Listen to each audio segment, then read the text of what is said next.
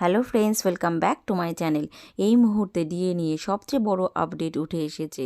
রাজ্য সরকারি কর্মচারী এবং পেনশন হোল্ডার যারা ডিএ নিয়ে আশার আলো দেখছেন, তাদের মধ্যে কৌতূহল উদ্দীপনার শেষ নেই যে কবে ডিএ ঘোষণা হতে পারে, এবছর কত পার্সেন্ট ডিএ দেওয়া হয়েছে। তো এই মুহূর্তে সরাসরি মাননীয়া ঘোষণা করে দিলেন যে 10% ডিএ দেওয়া হবে।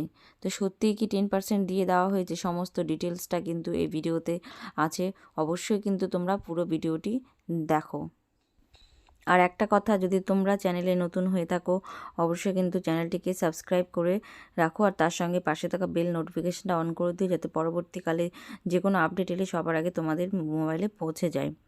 আর ভালো লাগলে অবশ্যই কেউ লাইক করতে ভুলো না।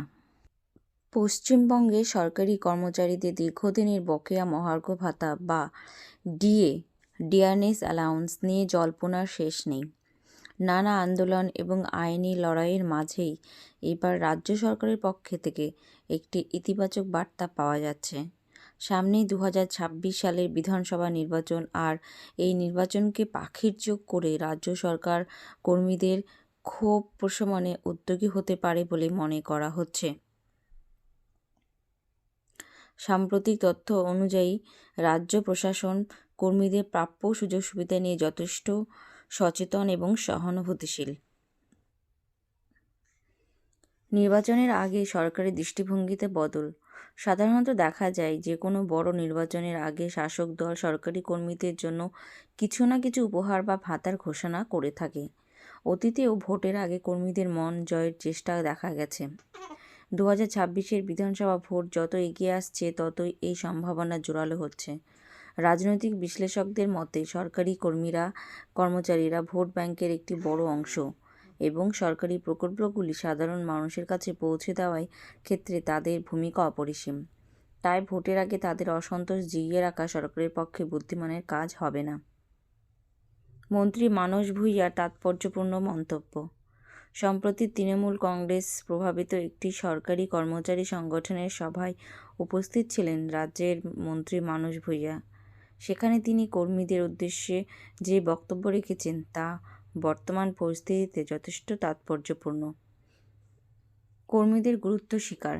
মন্ত্রী স্পষ্ট জানিয়েছেন যে সরকার খুব ভালোভাবে জানে সরকারি কর্মীরা বিভিন্ন জনমুখী প্রকল্প রূপায়ণে কতটা গুরুত্বপূর্ণ ভূমিকা পালন করেন। তাদের অক্লান্ত পরিশ্রম ছাড়া সরকারি পরিষেবা মানুষের দুয়ারে পৌঁছে দেওয়া সম্ভব নয়।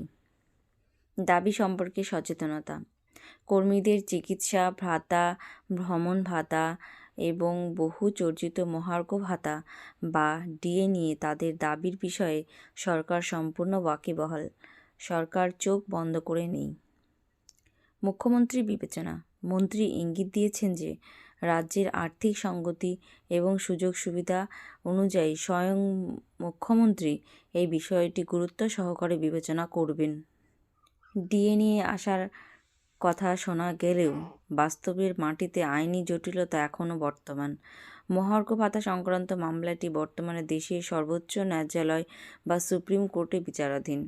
গত সেপ্টেম্বর মাসে এই মামলার শুনানি শেষ হলেও রায়দান বা জাজমেন্ট এখনও সংরক্ষিত রাখা রয়েছে। অর্থাৎ আইনি পথে কবে সুরাহা মিলবে তা এখনও নিশ্চিত নয়। অন্যদিকে একটি অলিখিত প্রথা অনুযায়ী প্রতি বছর জানুয়ারি মাসে বা রাজ্য সরকারের পক্ষ থেকে ডিএ বৃদ্ধি ঘোষণা করা হয়, কিন্তু চলতি বছরে জানুয়ারি মাস শুরু হয়ে গেলেও এখনও পর্যন্ত নবান্নের পক্ষ থেকে তেমন কোনো বিজ্ঞপ্তি জারি করা হয়নি। এই নীরবতা কর্মীদের মধ্যে কিছুটা হতাশা তৈরি করলেও মন্ত্রীর সাম্প্রতিক আকাশবাণী সে হতাশায় প্রলেপ দিতে পারে বলে মনে করছেন অনেকে।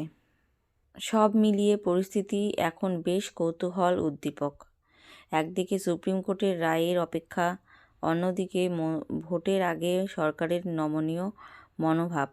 মন্ত্রী মানস ভূঁইয়ার আশ্বাস যদি বাস্তবে রূপ পায়, তবে 2026 সালের আগেই, মানে ভোটের আগেই রাজ্যের সরকারি কর্মচারীরা মহার্ঘ ভাতা নিয়ে কোনো সুখবর পেতে পারেন। আপাতত সরকারের পরবর্তী পদক্ষেপের দিকেই তাকিয়ে রাজ্যে লক্ষ লক্ষ সরকারি কর্মী।